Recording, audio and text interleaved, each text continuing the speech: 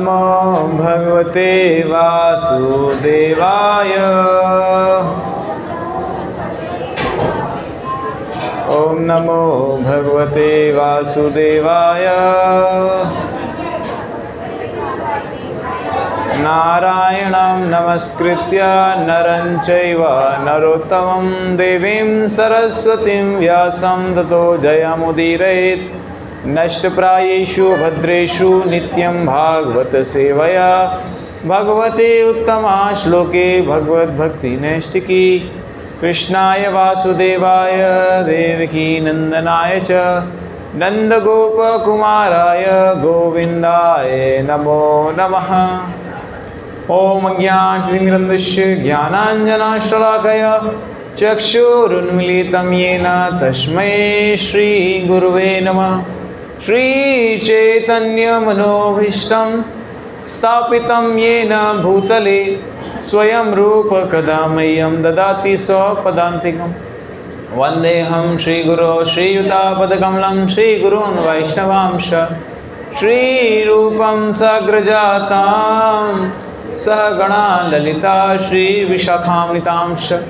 नमो विष्णुपादाय कृष्णपृष्ठाय भूतले श्रीमते भक्तिवेदांत स्वामिनिति नामिने।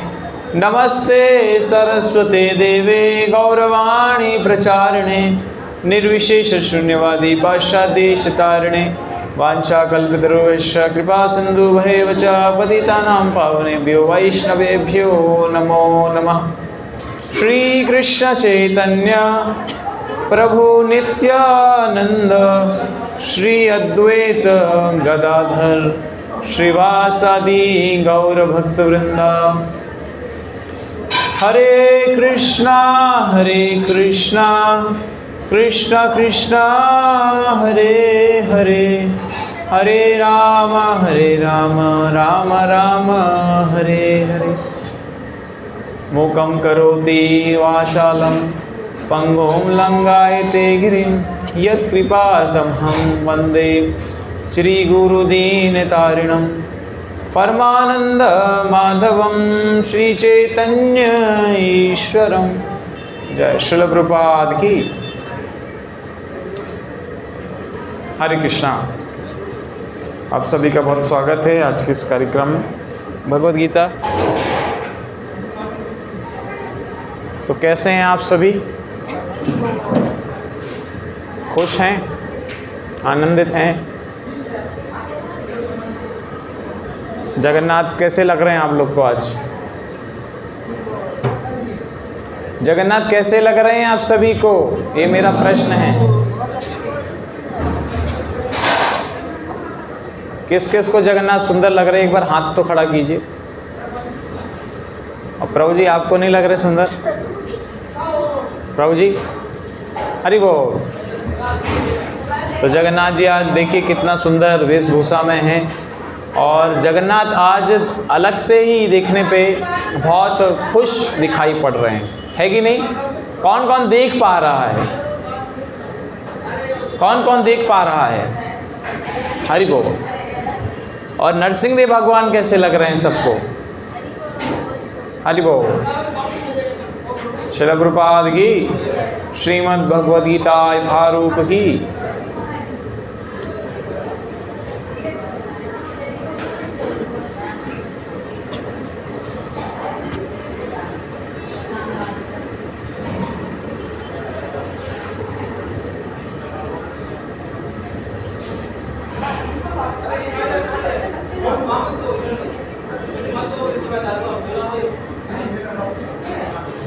मेरे पीछे पीछे श्लोक दोहराइएगा। अवजानन्ति, जोर से बोलिए, अवजानन्ति माम मूढ़ा मानुषीं तनुमाश्रितां परम भावम् अजानन्तो मम भूत महेश्वरम्। अवजानन्ति मां मूढ़ा मानुषीं तनुमाश्रितं परम भावम् अजानन्तो मम भूत महेश्वरम्। जोर से बोलिए। अवजानन्ति मां मूढा मानुषीं तनुमाश्रितं परं भावमजानन्तो मम भूतमहेश्वरम्। अवजानन्ति मां मूढा मानुषीं तनुमाश्रितं परं भावमजानन्तो मम भूत्वा महेश्वरम्। अनुवाद एवं तात्पर्य कृष्ण कृपा मूर्ति श्रील प्रभुपाद जी महाराज के द्वारा। श्रील प्रभुपाद की। जब मैं ये भगवान बोल रहे हैं यहाँ पे भगवद गीता के ये प्रथम अध्याय 9वें अध्याय का 11वां नंबर श्लोक है। इसमें भगवान श्री कृष्ण बोल रहे हैं। तो आप लोग सुनने के लिए तैयार हैं? भगवान कृष्ण आपसे क्या बोल रहे हैं? आप सभी से कुछ बोलना वाले हैं भगवान आज। सुनने के लिए तैयार हैं? हाँ कि ना? तो भगवान बोलते हैं, जब मैं मनुष्य रूप में अवतरित होता हूँ तो मूर्ख मेरा उपहास करते हैं, वे मुझ परमेश्वर के दिव्य स्वभाव को नहीं जानते। मैं फिर से रिपीट करूँगा, जब मैं मनुष्य रूप में अवतरित होता हूँ तो मूर्ख मेरा उपहास करते हैं, वे मुझ परमेश्वर के दिव्य स्वभाव को नहीं जानते। तात्पर्य, इस अध्याय के पूर्ववर्ती श्लोकों से यह स्पष्ट है कि यद्यपि भगवान मनुष्य रूप में प्रकट होते हैं किंतु वे सामान्य व्यक्ति नहीं होते। जब भगवान सारे विराट जगत का सृजन पालन तथा संहार करता हो वह मनुष्य नहीं हो सकता। तो भी ऐसे अनेक मूर्ख हैं जो कृष्ण को एक शक्तिशाली पुरुष के अतिरिक्त और कुछ नहीं मानते। वस्तुतः वे आदि परम पुरुष हैं, जैसा कि ब्रह्म संहिता में प्रमाण स्वरूप कहा गया है।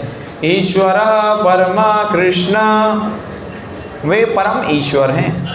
ईश्वर या नियंता अनेक हैं और वे एक दूसरे से बढ़कर प्रतीत होते हैं। भौतिक जगत में सामान्य प्रबंध कार्यों का कोई ना कोई निर्देशक होता है, जिसके ऊपर एक सचिव होता है, फिर उसके ऊपर मंत्री तथा उससे भी ऊपर राष्ट्रपति होता है। इनमें से हर एक नियंत्रक होता है किंतु एक दूसरे के द्वारा नियंत्रित होता है। ब्रह्म संहिता में कहा गया है कि कृष्ण परम नियंता हैं।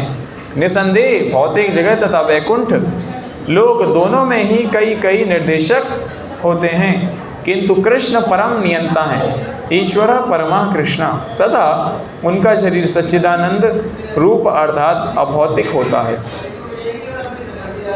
पिछले श्लोकों में जिन अद्भुत कार्यकलापों का वर्णन हुआ है वे भौतिक शरीर द्वारा संपन्न नहीं हो सकते। कृष्ण का शरीर सच्चिदानंद रूप है। यद्यपि वे सामान्य व्यक्ति नहीं हैं किंतु मूर्ख लोग उनका उपहास करते हैं और उन्हें मनुष्य मानते हैं। किसको मनुष्य मानते हैं? भगवान को। भगवान को क्या समझते हैं कि एक शक्तिशाली मनुष्य है। कृष्ण कौन है? शक्तिशाली मनुष्य। ऐसा कौन सोचते हैं? मूर्ख लोग। जबकि वो मनुष्य हैं क्या? नहीं। क्या वो शक्तिशाली मनुष्य हैं? नहीं। वो कौन है? वो परम नियंता भगवान है स्वयं।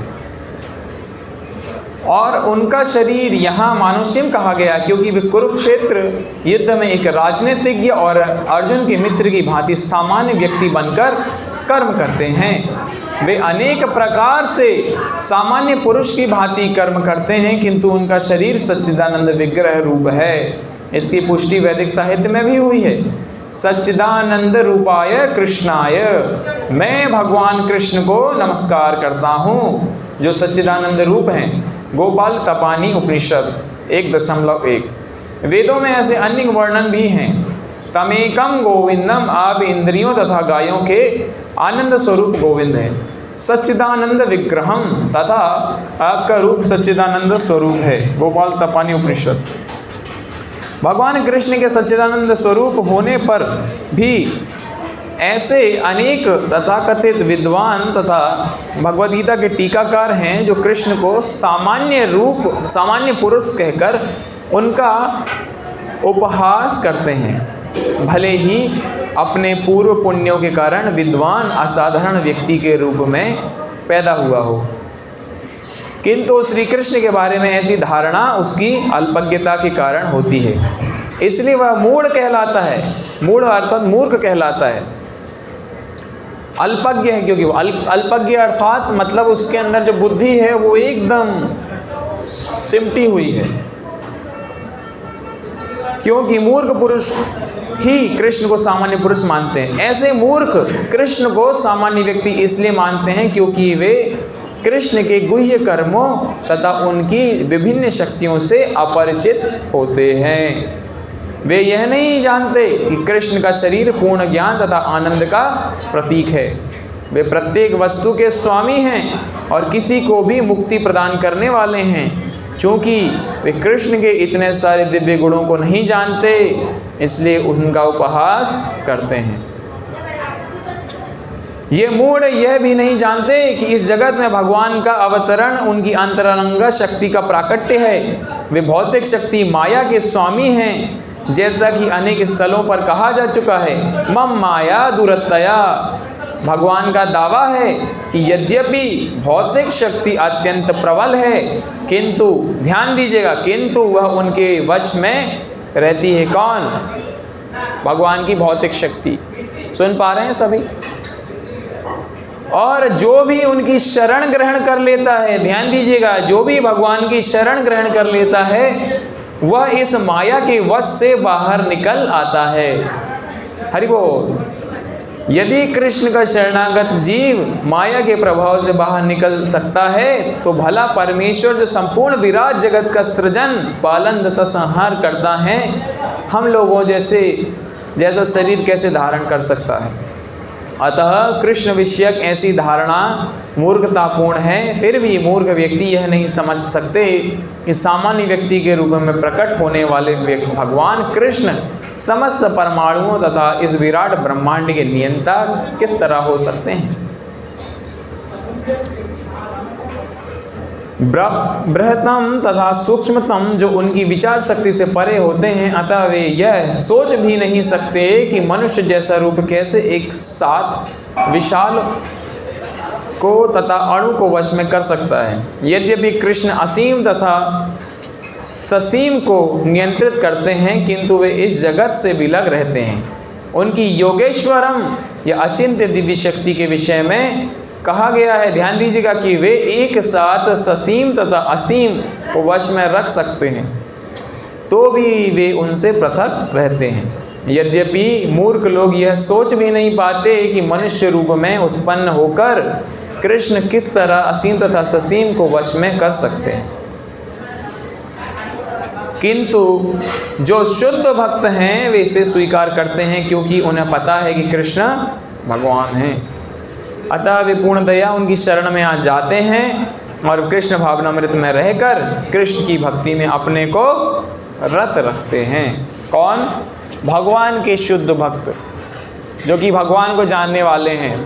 भक्त्या माम अभी जानाति, भगवान गीता में बता रहे हैं कि केवल जो मेरा भक्त है वही मुझे जानता है। और वो किस माध्यम से मुझे जानता है? भक्ति के माध्यम से।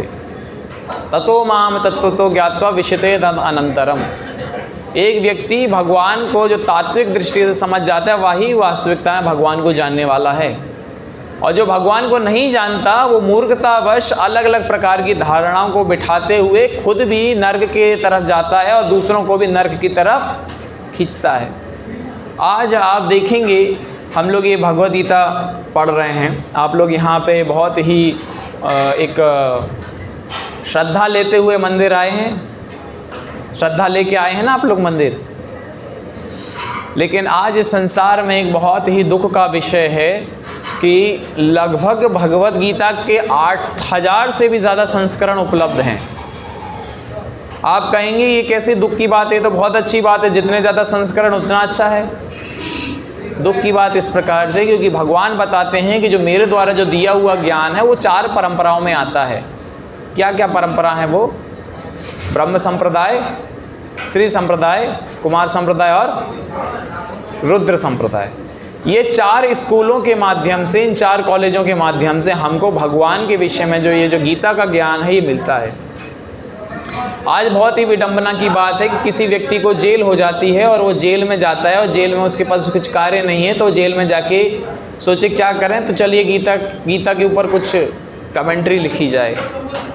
और ऐसे लोगों की कमेंट्री प्रकाशित भी हो जाती है, हाँ, और प्रकाशित होने के बाद उसको लोग पढ़ते भी हैं।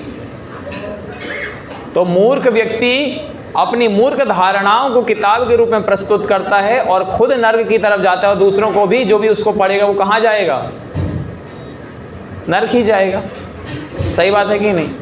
जिस प्रकार से कोई विद्यार्थी किसी परीक्षा के लिए तैयारी करे तो उस परीक्षा की कुछ निर्धारित पुस्तकें होती हैं। अगर वो विद्यार्थी को बाज़ार में मिलने वाली, मान लीजिए कि कोई फिज़िक्स नाम की किताब है और वो फिज़िक्स की किताब में प्रश्न उत्तर लिखे हुए हैं कि ये प्रश्न उत्तरों में से ही पेपर में आएगा, लेकिन वो बाज़ार जाके फिज़िक्स की किताब तो खरीदे लेकिन गलत फिज़िक्स की किताब खरीद ले और उसके हिसाब से लिख के आ जाए, तो उसको क्या मिलेगा? उसको नंबर मिलेंगे या वो फेल हो जाएगा? फेल हो जाएगा। तो ठीक इसी प्रकार से हर किताब जिस पे लिखा हो भगवत गीता, वो भगवत गीता में वास्तविकता में नहीं है। हमें देखना पड़ेगा कि कौन सी वास्तविकता में भगवत गीता है। तो उसके लिए फिर भगवान स्वयं जो बता रहे हैं, जिन 4 संप्रदायों के विषय हमने चर्चा की, उसमें हमें चेक करना पड़ेगा। आज से लगभग 5-6 साल पहले लगभग 3000 एडिशन थे। कुछ सालों के अंदर ही ये 3000 से 8000 हो गए और धीरे धीरे बढ़ते जा रहे हैं, क्योंकि लोग अपने मन माफिक ढंग से लिखते हैं। तो कोई कहेगा कि इसमें तो जो बातें हैं ये तो आपका दृष्टिकोण है, आपके विचार हैं, और मेरा विचार ये है और उसका विचार ये है। ये हमारे आपके किसी और के विचारों की बात नहीं है। आप यहाँ पे मेरे विचार सुनने आए हैं, भगवान के विचार सुनने आए हैं? ये बताइए, मेरे विचार सुनने कौन कौन आया है? भगवान के विचार सुनने कौन कौन आया है? तो हम लोग जब भगवान के विचार सुनने के लिए आए हैं तो वास्तविकता में हमें देखना पड़ेगा कि भगवान के विचार हैं कि नहीं हैं।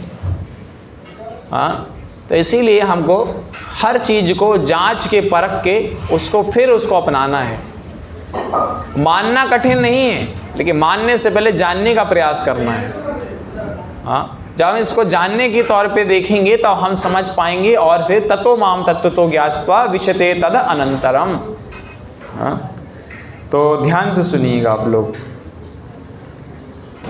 अतः वे पूर्णतया उनकी शरण में जाते हैं और कृष्ण भावनामृत में रहकर कृष्ण की भक्ति में अपने को रत रखते हैं। कौन?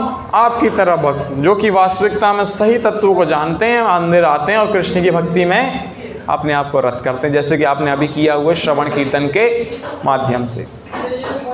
ध्यान दीजिएगा कृपा करके, सभी लोग अपने मोबाइल फ़ोन से और घर से, गृहस्थी से अभी मंदिर आए हैं, तो इसको मंदिर में ही आ जाइए पूरी तरीके से, है ना? तैयार है मंदिर में आने के लिए? तो अपने कानों को खोल के सुनिए।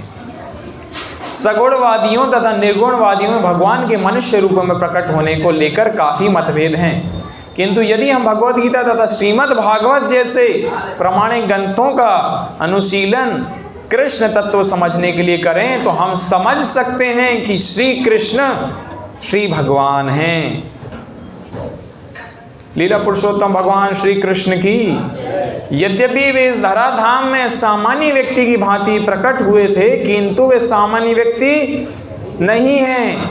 श्रीमद् भागवतम के प्रथम स्कंद में जब सौनक आदि मुनियों ने सूत गोस्वामी से कृष्ण के कार्यकलापों के विषय में पूछा तो उन्होंने क्या कहा? सौनक मुनि क्या बोल रहे हैं श्रीमद् भागवतम में, सुनिएगा। कृतवाम किन कर्माणि सह रामेण केशव अतिमर्त्यानि भगवान गूढ़ा कपट मानुष। भगवान श्री कृष्ण ने बलराम के साथ साथ मनुष्य की भांति क्रीड़ा की। भगवान श्री कृष्ण जब इस धराधाम में आए तो उन्होंने एक साधारण मनुष्य की भांति, ये नहीं बता रहे हैं कि वो मनुष्य हैं, ये बता रहे उसकी भांति, साधारण मनुष्य की भांति बलराम जी के साथ में क्रीड़ा की, मतलब खेल खेले। बचपन में जैसे कि बालक खेल खेलते हैं, और इस तरह प्रच्छन्न रूप में उन्होंने अनेक अति मानवीय कार्य किए। मनुष्य के रूप में भगवान का प्राकट्य मूर्ख को मोहित कर देता है। कोई भी मनुष्य उन अलौकिक कार्यों को संपन्न नहीं कर सकता जिन्हें उन्होंने इस धरा पर करके दिखा दिया था। भगवान ने गोवर्धन पर्वत उठाया कि नहीं उठाया? क्या हम उठा सकते हैं? चलिए, मैं नहीं उठा सकता, लेकिन कोई और उठा सकता है? नहीं उठा सकता। सिर्फ कौन उठा सकते हैं? वासुदेव नंदन श्री कृष्ण ही इसको उठा सकते हैं। और कोई इसे इस प्रकार से उठा सकता है? पूतना का वध छोटी सी उम्र में एक नवजात शिशु ने किस प्रकार से कर दिया इतनी बड़ी राक्षसी का? क्या इसको बड़े से बड़ा विश्लेषक भी समझ सकता है? कोई नहीं समझ सकता भगवान की लीलाओं को। और जो भगवान की लीलाओं को समझ जाता है वास्तविकता में, वो इस जगत का, वो स्वयं भी इस जगत का नहीं है। तो भगवान अनंता और भगवान की लीला भी अनंता। मनुष्य के रूप में भगवान का प्रकट मूर्ख को मोहित बना देता है। कोई भी मनुष्य उन अलौकिक कार्यों को संपन्न नहीं कर सकता जिन्हें उन्होंने इस धरा पर करके दिखा दिया था। जब कृष्ण अपने पिता तथा माता वसुदेव तथा देवकी के समक्ष प्रकट हुए तो वे 4 भुजाओं से युक्त थे। हमारे घर पे भी अगर मान लीजिए कोई शिशु का जन्म होता है तो क्या 4 भुजाएं होती हैं उसकी? कितनी भुजाएं होती हैं? 2 ही होती हैं, है ना? 3 भी नहीं होती, 4 ही होती हैं। किसकी? भगवान कृष्ण की। किंतु माता पिता की प्रार्थना पर उन्होंने एक सामान्य शिशु का रूप धारण कर लिया। जब वो नारायण रूप में प्रकट हुए तो वासुदेव और देवकी जो हैं घबरा गए। बोले हमारे, वो तो उनको पुत्र की तरह देख ही नहीं पा रहे थे, वो तो साक्षात नारायण प्रकट हुए हैं वहां पे। तो अचंभित हो गए, विस्मय में पड़ गए, अब करें तो करें क्या? अरे आपके घर पे कोई शिशु का जन्म होगा तो आप उसका परवरिश के विषय में सोचोगे, आप उसके विषय में सोचोगे, आप उसको बालक की तरह देखो। लेकिन अगर भगवान साक्षात प्रकट हो जाएं, वो भी 4 भुजा रूप में पूरे खड़े हो जाएं नारायण रूप में, शंख चक्र गदा पद्म के साथ, तो आप क्या करेंगे? दंडवत लगाएंगे, इससे ज़्यादा और क्या कर पाएंगे? मुख से बोलने को भी नहीं, लेकिन आप समझ भी नहीं आएगा बोल करना तो करना क्या है। भोग लगाएंगे, पुत्र के रूप में तो नहीं देख पाएंगे हम। तो इसी प्रकार से वसुदेव और देवकी जो कि भगवान के शुद्ध भक्त हैं, ये खुद विस्मित हो गए।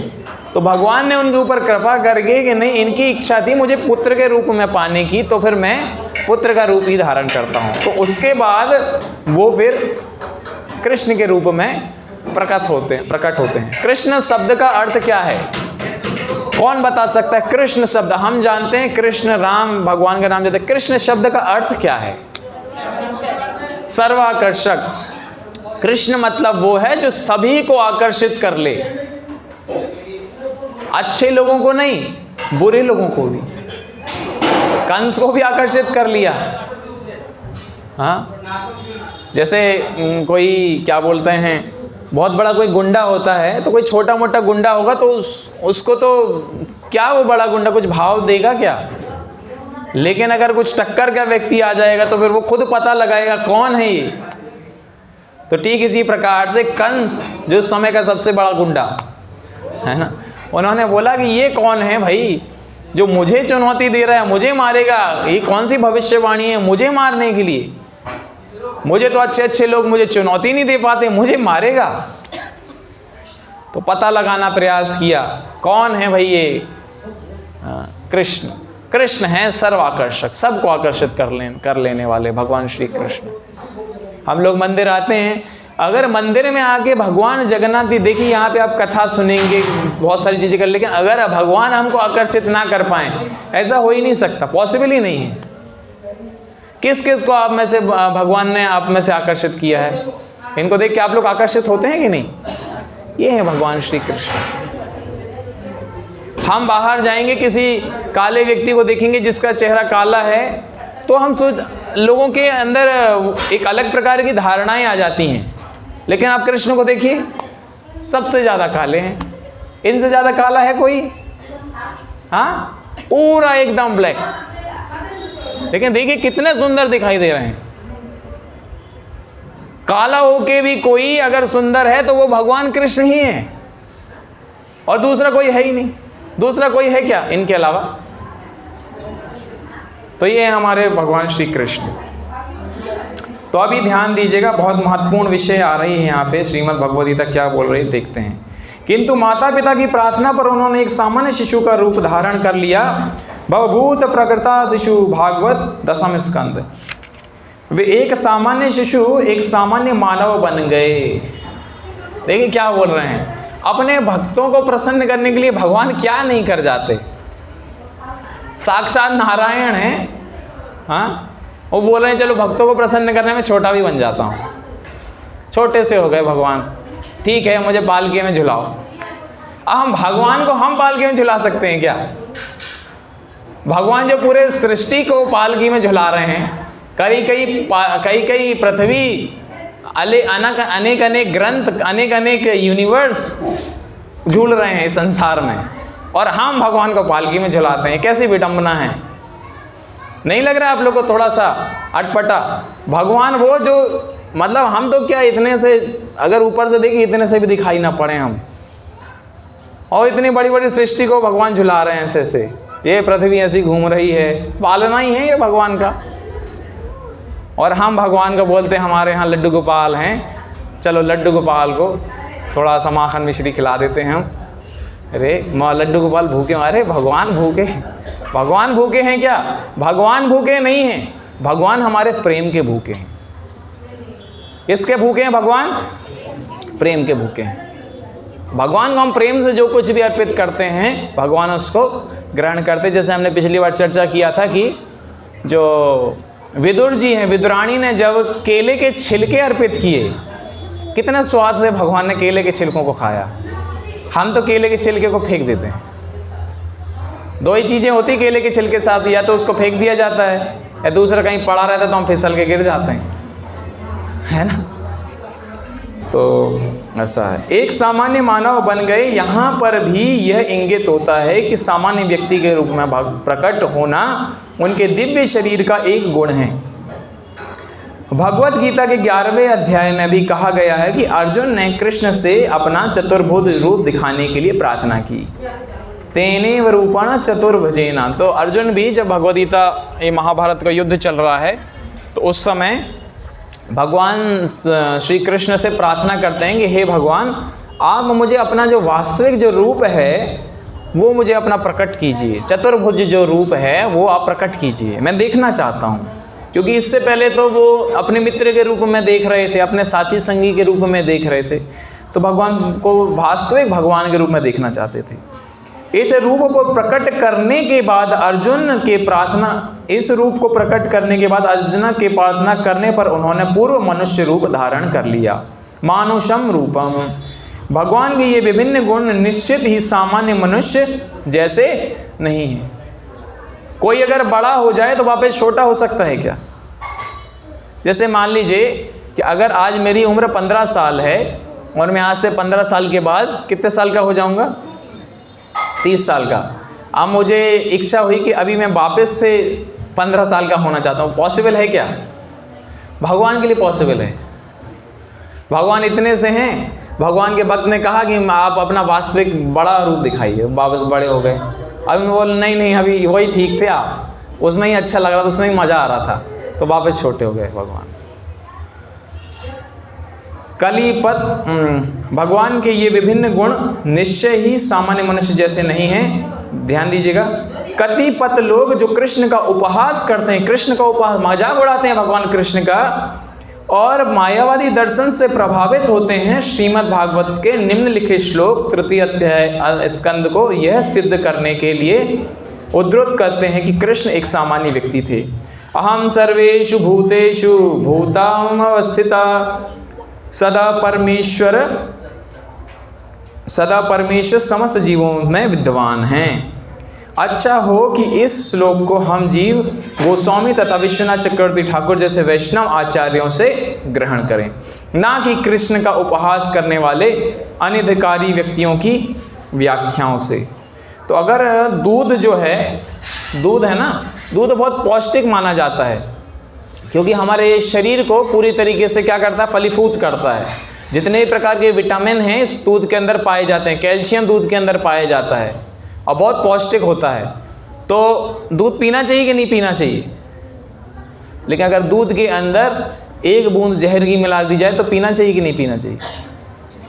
फिर तो फेंक देना चाहिए उसको, है ना, पीना तो छोड़ दीजिए, फेंक देना चाहिए। तो ठीक इसी प्रकार से इस भगवत गीता को अगर कोई व्यक्ति, जो कि कौन है, जिस मूर्ख की बात हम कर रहे थे, जिस मायावादी व्यक्ति की बात कर रहे थे, इसको अगर छू भी लेता है, इस श्लोक को पढ़ भी लेता है, उसके मुख से अगर हम सुन लेते हैं तो हमारे चित्त के अंदर वो जहर का, विष का काम करेगा, हमारी सारी भगवत चेतना को नष्ट कर देगा। इसीलिए बहुत सावधान रहना है। ऐसा नहीं आज यहाँ सुना, कल किसी और जगह सुना, परसों किसी और जगह सुना। अरे जहाँ सुन रहे हैं वहाँ पे एक बार देखिए, समझिए। ऐसा नहीं है ठीक है सब सुनो, सबकी करो मन की, फिर बन जाओगे मंकी, हाँ, है ना, बोलते हैं ना घर पे, देखो बेटा सुनो सबकी और करो मन की। लेकिन उसके आगे एक लाइन वो बताना भूल जाते हैं कि अगर आप मन की करोगे तो फिर बंदर की तरह बन जाओगे, मंकी बन जाओगे। इसलिए बंदर मत बनिए, एक जगह रह के निष्ठा के साथ, जिसे बोला जाता है आचार्य निष्ठा, निष्ठा के साथ रहते हुए एक जगह श्रवण कीजिए। वहाँ पे अगर आपको कुछ कन्फ्यूज़न है तो प्रश्न पूछिए, जानिए, समझिए। ऐसा नहीं आज यहाँ कल वहाँ परसों कहीं और, कहीं के नहीं हैं। स्वामी जी इतने महान हैं ये भक्त, बोले हम तो भक्त हैं। हाँ भक्त हैं आप कली के भक्त हैं, माया के भक्त हैं, आप कृष्ण के भक्त नहीं। जीव गोस्वामी इस श्लोक की टीका करते हुए कहते हैं, ध्यान दीजिएगा कि कृष्ण समस्त चराचरों में अपने अंश विस्तार परमात्मा के रूप में स्थित हैं। अतः कोई भी नवदीक्षित भक्त जो मंदिर में, ध्यान दीजिएगा, कोई भी नवदीक्षित भक्त जो मंदिर में भगवान की अर्चा मूर्ति पर ही ध्यान देता है और अन्य जीवों का सम्मान नहीं करता, वह वृथा ही मंदिर में भगवान की पूजा में लगा रहता है। ऐसा भक्त जो कि, मैं नहीं बोल रहा हूँ, ये गीता में बता रहे हैं, श्रील जीव गोस्वामी बता रहे हैं, बोल रहे हैं ऐसा भक्त जो कि भगवान की पूजा में, भगवान के विग्रह के ऊपर ध्यान करने में लगा है, लेकिन बाकी जो भक्त हैं, जो बाकी लोग हैं, उनको सम्मान नहीं देता, तो उसका इस प्रकार से पूजा करना, इस प्रकार से उसका मंदिर आना कुछ काम का नहीं है, व्यर्थ है उसका समय। हम क्या बोलते हैं, कहाँ पे थे, भगवत भक्तों के 3 प्रकार हैं। ध्यान दीजिएगा, भगवत भक्तों के कितने प्रकार हैं, ध्यान बोलिए ना जोर से, 3 प्रकार, जिनमें से नवदीक्षित सबसे निम्न श्रेणी के हैं। नवदीक्षित भक्त अन्य भक्तों की अपेक्षा मंदिर के अर्चा विग्रह पर अधिक ध्यान देते हैं। अतः विश्वनाथ चक्रवर्ती ठाकुर चेतावनी देते हैं, ध्यान दीजिएगा, वार्निंग दे रहे हैं विश्वनाथ चक्रवर्ती ठाकुर कि इस प्रकार की मानसिकता को सुधारना चाहिए। भक्त को समझना चाहिए कि चूंकि कृष्ण परमात्मा रूप में प्रत्येक जीव के हृदय में विद्यमान हैं, अतः प्रत्येक व्यक्ति परमेश्वर का निवास या मंदिर है। इसीलिए हम लोग जब भी किसी भक्त को बोलते हैं तो हम बोलते हैं फला फला प्रभु जी, अरुण प्रभु, अर्जुन प्रभु करके बोलते। क्यों बोलते? कई लोग पूछते हैं प्रभु जी क्यों बोल रहे हैं आप, ये क्या भगवान है? नहीं, हम उनको भगवान कह के संबोधित नहीं कर रहे हैं, प्रभु हम उनको बोल रहे हैं, क्योंकि उनके वास्तविकता, उनके हृदय के अंदर भगवान विराजमान हैं। तो हम जो जहाँ पे भगवान विराजमान है वो जगह क्या हो गई? मंदिर हो गया। और जब भगवान विराजमान है तो हम उन भगवान को जो हृदय के अंदर, जो उनको हम संबोधित कर रहे हैं, हे प्रभु। तो इसमें कोई बुराई है क्या? समस्या है किसी को? होनी भी नहीं चाहिए। नवदीक्षित भक्त अन्य भक्तों की अपेक्षा मंदिर के अर्चा विग्रह पर अधिक ध्यान देते हैं। अतः विश्वनाथ चक्रवर्ती ठाकुर चेतावनी देते हैं कि इस प्रकार की मानसिकता को सुधारना चाहिए। भक्त को समझना चाहिए कि चूंकि कृष्ण परमात्मा रूप में अनेक प्रत्येक जीव के हृदय में विद्यमान है, अतः प्रत्येक व्यक्ति परमेश्वर का निवास या मंदिर है। इसलिए जिस तरह कोई भक्त भगवान के मंदिर का सम्मान करता है, ध्यान दीजिएगा, वैसे ही उसे प्रत्येक जीव का सम्मान करना चाहिए जिसमें परमात्मा निवास करता है। अतः प्रत्येक व्यक्ति का समुचित सम्मान करना चाहिए, कभी उपेक्षा नहीं करनी चाहिए। ऐसे अनेक निर्विशेषवादी हैं जो मंदिर पूजा का उपहास करते हैं। वे कहते हैं कि चूंकि भगवान सर्वत्र हैं तो फिर अपने को हम मंदिर पूजा तक ही सीमित क्यों रखें? यदि ईश्वर सर्वत्र हैं तो क्या वे मंदिर या अर्चा विग्रह में नहीं होंगे? कोई बोलता है कि भगवान तो हर जगह हैं, हर कण कण में भगवान है, मंदिर जाने की आवश्यकता क्या है? अगर भगवान कण कण में है, भगवान हर जगह है, तो क्या वो मंदिर में नहीं है? तो मंदिर जाने में समस्या क्या है? मंदिर में आके भगवान को प्रणाम करने में समस्या क्या है? वास्तविकता में ये वो लोग हैं जो कि भगवान को कहीं नहीं देख पाते हैं, सिर्फ कहने के लिए कहते हैं कि भगवान सर्वत्र, भगवान को प्रणाम नहीं करना चाहते हैं, ये भगवान के सामने झुकना नहीं चाहते, इसीलिए इस प्रकार के डायलॉग देते हैं। यदि ईश्वर सर्वत्र है तो क्या वे मंदिर की अर्चा विग्रह में नहीं होंगे? यद्यपि सगुण तथा निर्विशेषवादी निरंतर लड़ते रहेंगे, किंतु कृष्ण भावनामृत में ध्यान दीजिएगा, पूर्ण भक्त यह जानता है कि यद्यपि कृष्ण भगवान हैं, किंतु इसके साथ वे सर्वव्यापी भी हैं, जिसकी पुष्टि ब्रह्म संहिता में हुई है। यद्यपि उनका निजी धाम गोलोक वृंदावन है और वे वहीं निरंतर वास करते हैं, किंतु वे अपनी शक्ति की विभिन्न अभिव्यक्तियों द्वारा तथा अपने स्वांश द्वारा भौतिक तथा आध्यात्मिक जगत में सर्वत्र विद्यमान रहते हैं। तो जिस प्रकार से जो बिरला सीमेंट फैक्ट्री है, नाम सुना है बिरला सीमेंट फैक्ट्री का? उसके बिरला सीमेंट फैक्ट्री के कई सारे ये हैं, फैक्ट्रीज़ हैं, है ना।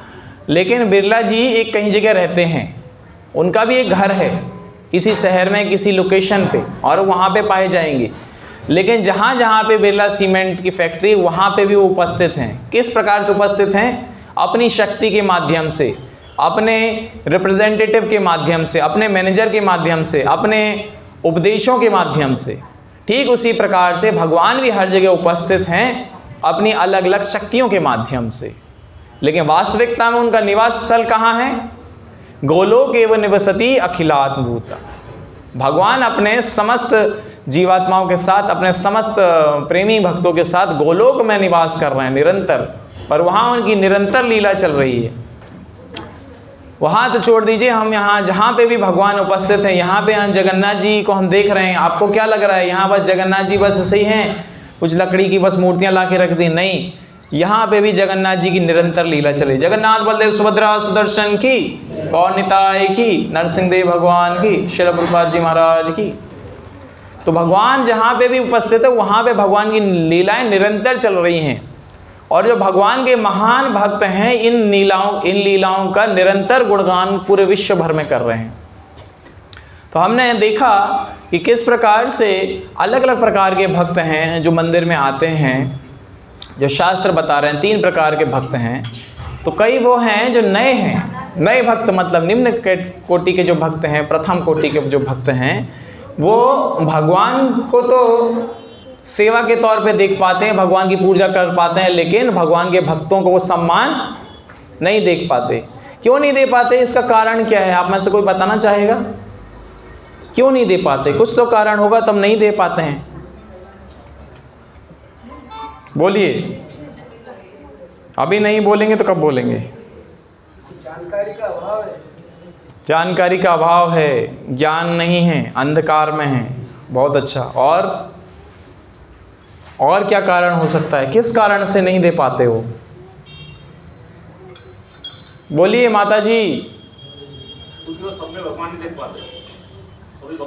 हाँ, बहुत अच्छा प्रभु जी ने बताया, सभी भक्तों के अंदर वो भगवान नहीं देख पाते, उसको एक साधारण व्यक्ति की तरह देखते हैं कि जैसे मैं एक साधारण हूँ, है ना, मेरे अंदर काम क्रोध लोभ मद मोह मात्सर, ऐसे ये भी है एक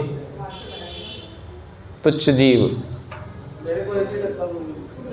क्या प्रभु जी? मेरे को ऐसे लगता है जैसा आप। हाँ, जैसे प्रभु जी ने वही बताया, सेम पॉइंट। ओके, और कोई पॉइंट? और कुछ बोलिए, बोलिए सार्थक प्रभु। इस प्रकार के जो भक्त होते हैं वो सबको इतना सम्मान नहीं दे पाते। उसका एक रीजन ये होता है कि वो भक्तों के महात्म्य को समझ नहीं पाते कि भगवत तत्व और भगवान के भक्त का जो तत्व है वो मतलब एक समान रूप से आदरणीय है सर।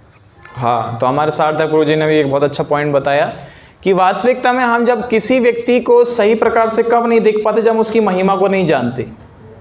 जैसे कि एक साधारण दृष्टि से अगर हम देखें तो आज व्यक्ति सोना क्यों खरीदता है?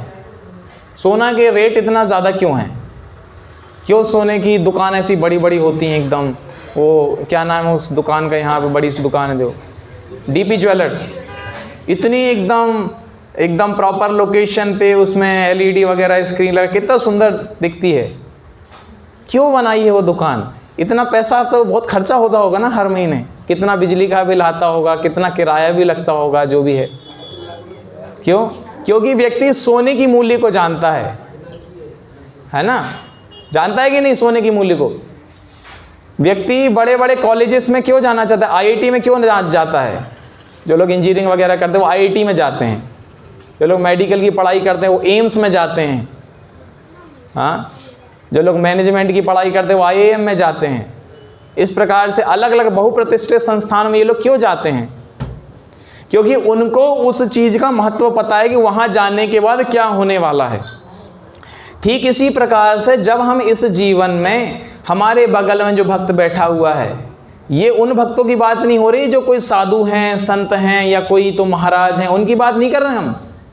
उनको तो साधारणतः हम ज़्यादा वैसे जानते ही नहीं है, सब उनको प्रणाम करेंगे तो हम भी प्रणाम कर देंगे, हम तो जानते नहीं हैं। हम अभी उन भक्तों की बात कर रहे हैं जो आपके अगल बगल में बैठे हुए हैं। उन भक्तों की महिमा जब हम जान जाएंगे, ये जो भक्त है मेरे बगल में बैठा हुआ है, ये भगवान का दर्शन करने के लिए आता है। पूरे नीमच में कौन आ रहा है दर्शन करने? अगर आज के डेट में, आज की तारीख पे, आप, आज रविवार का दिन है, आप पूरे नीमच में जितने मंदिर हैं उसका फुटफॉल चेक कर लेंगे तो आधा नीमच भी क्या जाता है क्या मंदिर? 10% नीमच के लोग भी क्या मंदिर गए हुए हैं क्या? यहाँ की बात नहीं कर रहा हूँ, किसी भी मंदिर की। कई लोग घर पे भी पूजा नहीं करते हैं, वो बोलते हैं कि हमारा तो दुकान में ही हमारी पूजा है, काम ही हमारी पूजा है। इतना उसमें लगे हुए हैं कि सुबह से शाम कब हो जाती है और 20 साल से 80 साल कब हो जाते हैं उनको भी पता नहीं चलते। तो काम पूजा है, एक प्रतिशत ठीक है, लेकिन पूरी तरह वो भी सही नहीं है। ठीक है, पूजा पूजा है, काम काम है ना। अब फ्लैक्स होता है ना, एलईडी होती है, बल्ब होता है, ट्यूबलाइट होती है, ट्यूबलाइट बल्ब नहीं होता ना। समझ रहे हैं आप? तो इसी प्रकार से ध्यान दीजिएगा, जब हम ये समझ जाएंगे हमारे बगल में बैठा हुआ व्यक्ति कौन है, वो एक महान जीवात्मा है जो कि भगवान के दर्शन करने प्रकट हुआ है, भगवान के कीर्तन में प्रकट हुआ है, तो हम उसको पूरे हृदय के साथ, कम से कम अगर बाहर नहीं तो अंदर, हृदय के अंदर तो कम से कम उसको नमस्कार करेंगे। और अगर इतना हम नहीं कर पा रहे हैं तो ये मान लीजिए कि हमारा जो हृदय है ना, ये पत्थर की तरह कठोर हो चुका है। तो हमें अपने आप को धिक्कार मारना चाहिए कि हम ऐसे क्या महान व्यक्ति हैं कि हम किसी को सम्मान नहीं दे पा रहे हैं। क्योंकि जो वृक्ष बड़ा होता है वो, उसका एक लक्षण है कि वो झुक जाता है। झुकता है कि नहीं? बड़ा वृक्ष जितना बड़ा होता जाता है उतना झुकता जाता है, छायादार वृक्ष जो बन जाता है। तो ठीक इसी प्रकार से जो व्यक्ति जितना बड़ा होता है वो उतना ज़्यादा झुकता है, और जो व्यक्ति एकदम सीधा जाता है, किसी के सामने नहीं झुकता, बोलता है हाँ इसमें ये कमी है, इसमें वो कमी, इसमें ये कमी। अरे आप में ऐसे, फिर ऐसे क्या गुण है? आप भी तो दूसरों की कमी देख रहे हैं, ये भी तो एक कमी है ना। हम अगर किसी की कमी देख रहे हैं तो वो भी कमी है। इसीलिए 4 लोगों के सामने बैठ के, 4 लोगों के साथ बैठ के किसी का मजाक बनाना, किसी का उपहास बनाना, किसी की गलती देखना बहुत आसान है। रुपए लगता है क्या उसमें? कितने रुपए लगते हैं? कुछ नहीं लगता। लेकिन 4 लोग जब साथ में बैठ के किसी के बारे में, वाले क्या बात है, कितना अच्छा व्यक्ति है, कितने लोग मिलेंगे आपको ऐसे?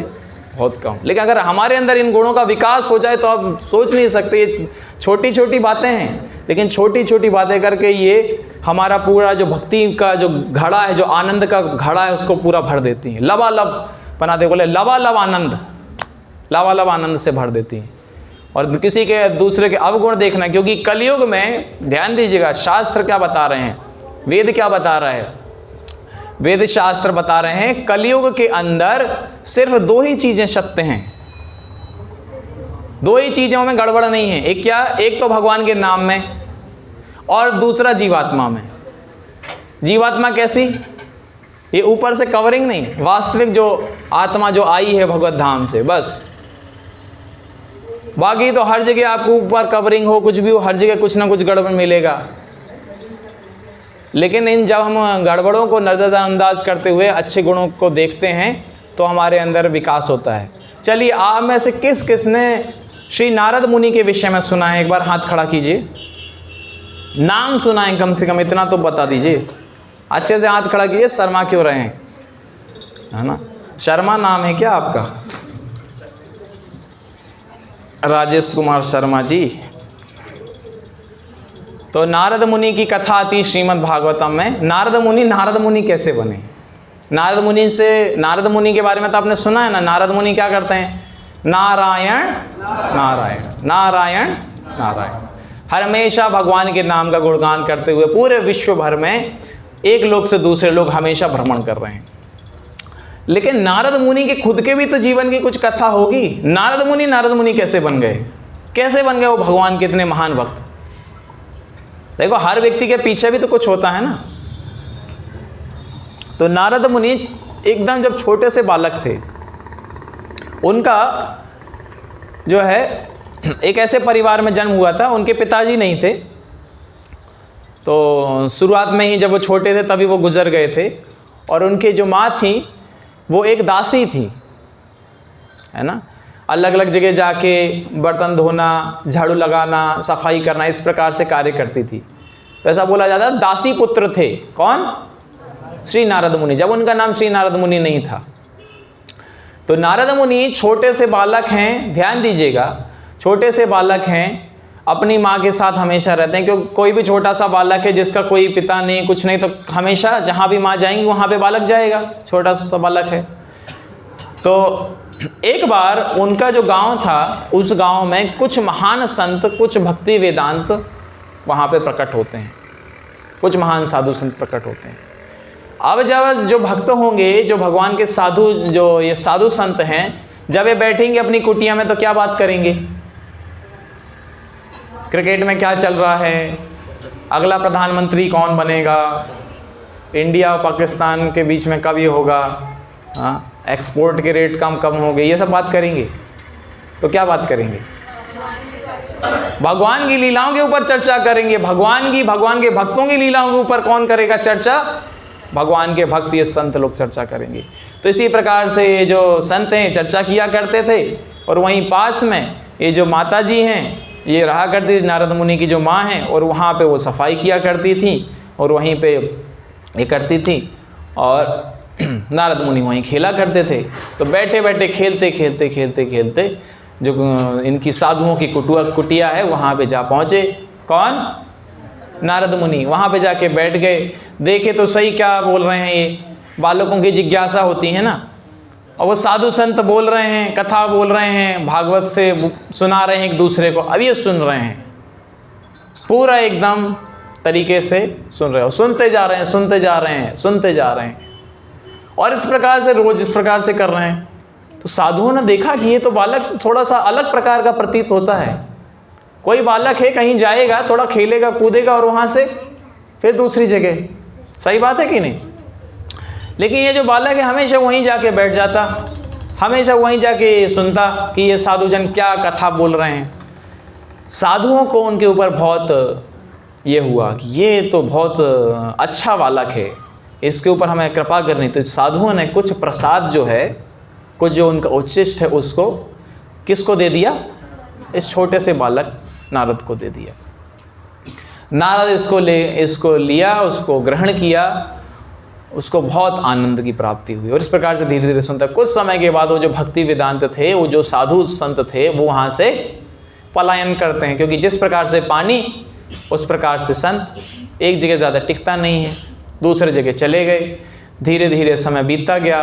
कुछ समय बाद आया कि जो इनकी माँ है, ये खेत में काम कर रही थी। तो खेत में आपको पता है पानी देते हैं, सींचते हैं, गेहूँ लगाते हैं, जो ये चावल का ये जो बोलते हैं, क्या बोलते हैं उसको, वो लगाते हैं। तो लगा रही थी, पानी भरा हुआ था।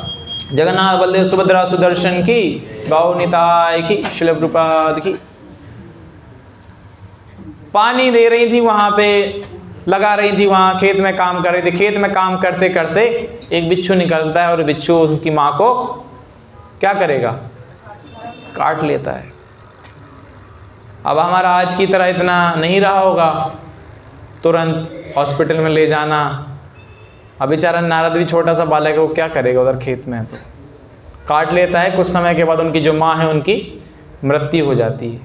अगर हम में ऐसा किसी के साथ हुआ होता तो सच बताइएगा हम क्या करते। मेरे जीवन में कोई नहीं है, मैं अभी छोटा सा हूँ, कोई भी नहीं है मेरे जीवन में, सिर्फ मेरी एक माँ है, वो माँ भी अभी चल बसी। कोई बहुत पैसे वाला भी नहीं हूँ मैं, कुछ भी नहीं है मेरे पास, माँ चली जाती है। तो नारद मुनि के पास हर एक वो कारण हो सकता था जिससे कि वो बोलते कि हे भगवान, ये क्या कर रहे हो मेरे साथ, कौन सी परीक्षा ले रहे हो। कोई तो बोल भी सकता था भगवान है ही नहीं मेरे लिए। होते हैं बहुत सारे लोग नाराज हो जाते हैं भगवान से, बोले मैं तो भगवान से नाराज हूँ। अरे भगवान से कोई नाराज हो सकता है क्या? भगवान हमसे नाराज होना चाहिए वास्तविकता में, है कि नहीं? हम लोग क्या क्या कहाँ पापड़ बेल वाल के आए हैं, है ना, कलयुग के जीव। तो चले जाते हैं, लेकिन नारद मुनि उस समय वो छोटा सा बालक, देखिए क्या बुद्धि है, क्या सोच रहा है, इस पे थोड़ा सा चर्चा होना चाहिए। बोलता है कि ये जरूर भगवान मेरे से कुछ विशेष चाह रहे हैं। तो बोलते हैं मैंने उन संतों से सुना था कि जब भी हमारे जीवन में कुछ विषम परिस्थिति आए तो हमें भगवान का सहारा लेना चाहिए। और भगवान कहाँ मिलेंगे? भगवान मिलते हैं पूर्व की तरफ। तो वहाँ पे वो उत्तर की तरफ वो चलना चालू कर देते हैं और चलते जाते हैं। कई पहाड़ आ रहे हैं, कई नदी आ रहे हैं, कई झरने आ रहे हैं, कई जंगल आए, कई कुछ सामान आए, बहुत सारे लोग उनको मिले। धीरे धीरे करते ऐसे वो चलते जा रहे हैं। और क्या कर रहे हैं? वो वही भगवान के नाम को गुनगुना रहे हैं जो उन्होंने किससे सीखा था? किससे सीखा था? भगवान से, उन साधु संतों से सीखा था। आगे जाके वो कौन बनते हैं? नारायण नारायण। इसीलिए आप हमेशा नारद मुनि को देखेंगे एक जगह से दूसरी जगह, निरंतर एक जगह से दूसरी जगह ट्रेवल कर रहे हैं और क्या बोल रहे हैं? नारायण नारायण। तो ये हैं भगवान के एक अति प्रिय भक्त नारद मुनि। और ये एक ऐसे महान भक्त हैं कि जो किसी भी लीला को, अगर जैसे कि केमिस्ट्री में एक कैटलिस्ट नाम की चीज़ बोली जाती है, आप में से अगर कोई विद्यार्थी हो वो जानता हो, कैटलिस्ट नाम की चीज़ बोली जाती है। अगर केमिकल रिएक्शन को आपको तेज कराना है तो आप वो कैटलिस्ट डाल दीजिए, तो वो जो रिएक्शन है वो फटाफट हो जाएगा।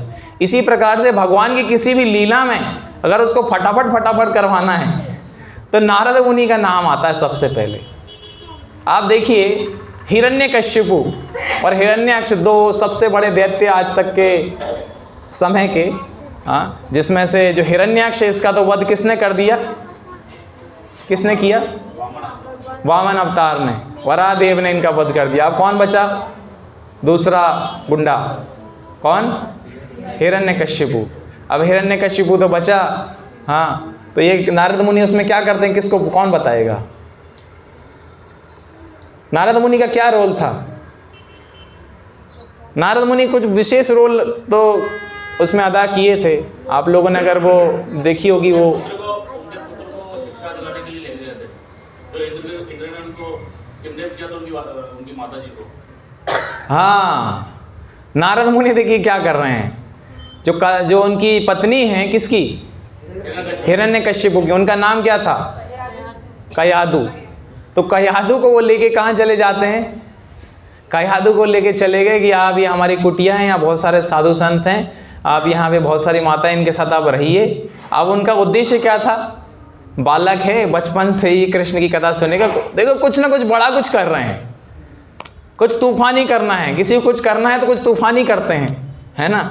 एक ऐसे पुत्र को उन्होंने तैयार कर दिया, सबसे बड़ा दैत्य, जिससे बड़े बड़े राक्षस कांप रहे हैं। नारद मुनि कैसे निर्भीक भक्त हैं, वो उनको लेके चले जाते हैं।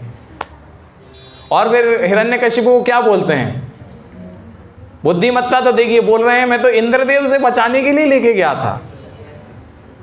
अपने आप को कितना भोला भाला ये कर रहे हैं। तो उनको लेके जाते हैं और बचपन से ही जो हमारे प्रहलाद हैं, जब माँ के गर्भ में थे तब से वो कृष्ण कथा सुन रहे हैं। बोलिए हरे कृष्णा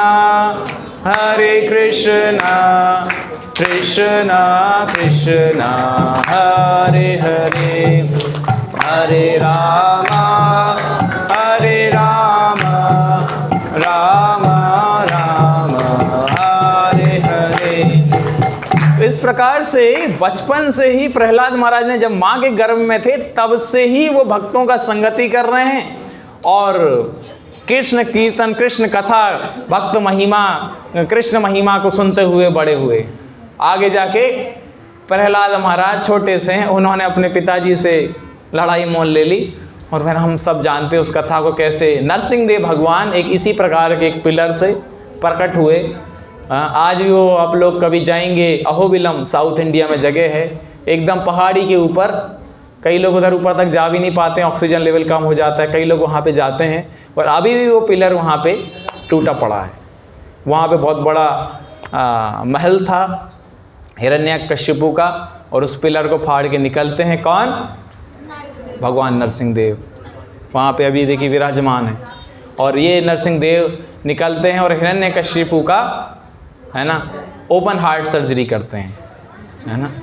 ओपन हार्ट सर्जरी की गई।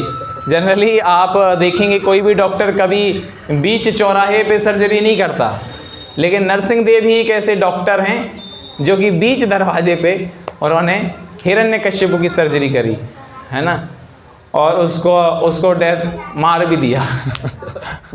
उसका लक्ष्य बचाना नहीं था उस सर्जरी का, उसका लक्ष्य क्या था? उसका मारना ही लक्ष्य था, है ना। तो ऐसे डॉक्टर जो हैं सबको मिले, है ना, जो कि हमारे हृदय के अंदर के जितने भी राक्षस हैं, जितने भी हिरण्याक्ष और हिरण्यकशिपु हमारे हृदय के अंदर बैठे हुए हैं, से हम अपने दोनों हाथों को जोड़ के प्रार्थना करते हैं, हे नरसिंह देव भगवान, आप कृपा करके मेरी भी ऐसी ओपन हार्ट सर्जरी कीजिए, है ना। लेकिन देखिए एक चीज़ बताता हूँ, जब नरसिंह देव भगवान अगर ओपन हार्ट सर्जरी करने निकलते तो देखिए कैसी करी थी, सबके सामने। तो हमारी बेइज्जती करेंगे ना तो सबके सामने करेंगे, इसीलिए थोड़ा ध्यान से प्रार्थना कीजिएगा। और वहाँ ऐसे हमारे भगवान हैं और ऐसे उनके भक्त हैं, तो ऐसे भक्तों से जब हम प्रेरणा लेते हैं तो हमारे अंदर भी ऐसे गुणों का विकास होता है और इन गुणों का विकास होता है। और साथ में जब हम फिर हमारे अगल बगल में भी दूसरे भक्तों को देखते हैं, चाहे वो नए हों, पुराने हों, कोई भी हों, उनके अंदर हमें कुछ ना कुछ अच्छे गुण दिखाई देते हैं और उन अच्छे गुणों को हम जब देख पाते हैं तो हमारे वास्तविकता में हम भक्ति में आगे बढ़ पाते हैं। तो बहुत अच्छा लगा आप सभी के साथ में आज इस भगवद गीता का पाठ करके।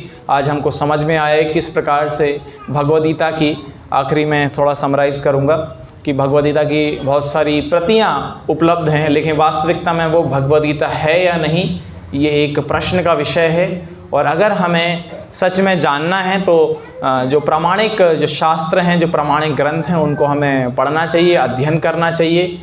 और मायावाद जो भाष्य है या फिर जो मूर्खों के द्वारा जो दिया हुआ भाष्य है, उससे हमें बचना चाहिए। हाँ, मूर्खों का हम सम्मान कर सकते हैं, हाथ जोड़ सकते हैं, लेकिन मूर्खों से उपदेश हमें ग्रहण नहीं करना है ना। देखिए, सम्मान करना और उपदेश ग्रहण करना दो अलग अलग चीज़ें हैं। ये मत बोलिएगा कि मूर्खों का भी हमें सम्मान करना चाहिए उनके उपदेशों को डाल के, नहीं, उनके उपदेशों को हमें ग्रहण नहीं करना है।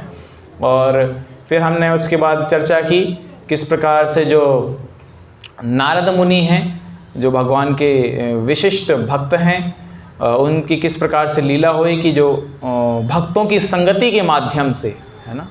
आप देखेंगे उनके जीवन में भी परिवर्तन कैसे आया, अपने आप परिवर्तन नहीं आया, भक्तों की उन्होंने संगति की। इसी प्रकार से कृष्ण कथा कहीं पे चल रही थी, उसको उन्होंने जाके श्रवण किया, उस श्रवण के माध्यम से उनके जितने भी कलमश थे, वास्तविकता में हम बोल नहीं सकते नारद मुनि के हृदय में कोई कलमश थे, लेकिन अगर हम एक साधारण दृष्टि से देखें तो जो भी कलमश या ये थे वो समाप्त हुए और वो भगवान की तरफ पूरी तरीके से अटूट विश्वास के साथ पूरा शरणागत हुए और भगवान का उन्होंने आसरा थामा। आगे जाके उन्होंने कई विशिष्ट जो भगवान के और भक्त हुए हैं। देखिए, भक्त का काम क्या है, एक तो स्वयं भक्त बनता है भक्त संगति के आधार पे, और उसके बाद वो दूसरों को संगति प्रदान करता है। ये इसमें समझने की विषय है। तो हम प्रहलाद महाराज के विषय में सुनते हैं, वो किसके शिष्य हैं, किसके शिष्य हैं प्रहलाद महाराज? उनके गुरुजी का नाम क्या है? प्रहलाद के गुरुजी का नाम है नारद मुनि, है ना। जब वो घर में थे तब से ही सुन रहे थे ना उनसे। और ध्रुव महाराज के विषय में हम सुनते, किसके शिष्य हैं वो? नारद मुनि के शिष्य हैं। आप जितने भी बड़े बड़े हीरोज़ को देखेंगे, बड़े बड़े भक्तों को देखेंगे, ये सब नारद मुनि के शिष्य हैं। तो नारद मुनि इतने बड़े महान आचार्य हैं। और हमारी जो ये वैष्णव परंपरा है, ब्रह्म गौड़ी मध्व संप्रदाय, इसके तो एक वो बहुत महान आचार्य हैं। उनको हमें हमारे पूरे हृदय के साथ में दंडवत करना चाहिए, प्रणाम करना चाहिए और उनसे हमें अर्चना करनी चाहिए। हे नारद मुनि, आपने इतने सारे भक्तों के ऊपर कृपा की है, मुझे आप क्यों छोड़ रहे हैं? तो मेरे ऊपर भी कृपा कीजिए, जिससे मैं भी भगवान के अहेतु की भक्ति कर सकूं, भक्तों का संगति कर सकूं, भक्तों के अंदर अवगुण ना देखूं, उनके अच्छे गुणों को देखूं और दूसरों को भी इस कृष्ण भक्ति के विषय में, इस सनातन धर्म के विषय में ज़्यादा से ज़्यादा लोगों को बता सकूं। क्योंकि जो व्यक्ति सनातन धर्म के विषय में, कृष्ण भक्ति के विषय में अगर दूसरों को नहीं बता रहा है तो वो पशु के समान ही है, वो मनुष्य नहीं है। वो क्या है? पशु है। जो भी व्यक्ति सनातन धर्म के विषय में दूसरों को नहीं बता रहा है, कृष्ण से नहीं जोड़ रहा है, कृष्ण के नाम से नहीं जोड़ रहा है, भगवद गीता से नहीं जोड़ रहा है, वो पशु के ही समान है। ये मैं नहीं बोल रहा, हमारे वेद शास्त्र बताते हैं। और श्रील प्रभुपाद जी का हम धन्यवाद देते हैं कि हम सभी के ऊपर उन्होंने कृपा की है कि हम ये गीता पढ़ पा रहे हैं सही ढंग से, प्रमाणित, और इन भक्तों के विषय, भगवान के विषय में जान पा रहे हैं। आप सभी का बहुत बहुत धन्यवाद इतना ध्यानपूर्वक श्रवण करने के लिए। अब हम आप सभी के साथ में कीर्तन करेंगे। कीर्तन के उपरांत प्रसाद होगा। और एक बात का विशिष्ट ध्यान रखिए आप सभी भक्त लोग, आप सभी से हमारा करबद्ध निवेदन है कि आप लोग यहाँ पे आते तो हैं, लेकिन यहाँ से कुछ लेके जाइए, खाली हाथ मत जाइए। प्रसाद तो हम यहीं के यहीं ले लेते हैं, लेकिन यहाँ से कुछ लेके जाइए वापस। वो क्या लेके जा सकते हैं? वो इस गीता का, भागवत का संदेश लेके जा सकते हैं। और दूसरा, एक हम कुछ संकल्प लेके जा सकते हैं कि अगली बार जब मैं आऊँगा तो खाली हाथ नहीं आऊँगा। अरे किसी साधारणतया किसी के हम घर भी जाते हैं तो कुछ तो लेके जाते हैं। तो हम सबसे बड़ा उपहार, वैसे तो आप बहुत कुछ ला सकते हैं, फूल ला सकते हैं, फल ला सकते हैं, लेकिन सबसे बड़ा उपहार है किसी दूसरे व्यक्ति को भी आप लेके आइए जो कि कृष्ण के विषय में सुन पाएगा, कृष्ण का दर्शन कर पाएगा और अपने जीवन को सफल बना पाएगा। ठीक है? हरे कृष्णा। श्रील प्रभुपाद की, श्रीमद् भगवद गीता की, श्रीमद् भागवतम की, श्री नारद मुनि की, जगन्नाथ बलदेव सुभद्रा सुदर्शन की, गौर प्रेमानंद। श्रील प्रभुपाद की जय। कीर्तन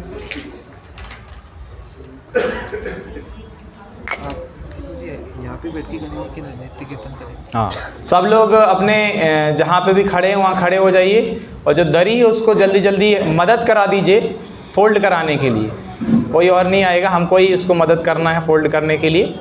और प्रभु जी लोग इधर लेफ़्ट साइड में आ जाइए, माता जी लोग उधर सामने की तरफ।